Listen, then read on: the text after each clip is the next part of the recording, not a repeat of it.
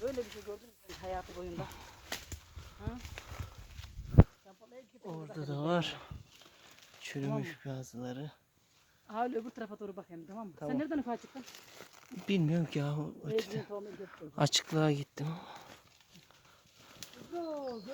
Gördün mü? Ha, Ya işte bir de haydi bak.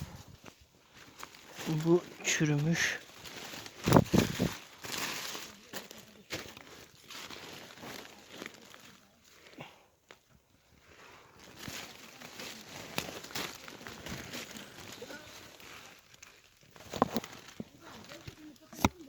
He? He.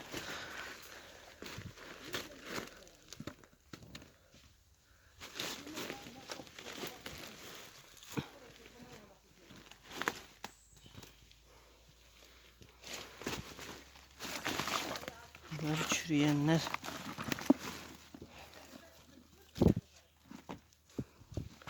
Ben de bilmiyorum ki. Bir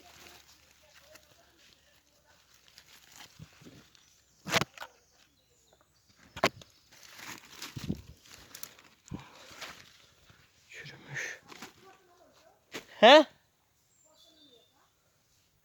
Nasıl bir kuğa?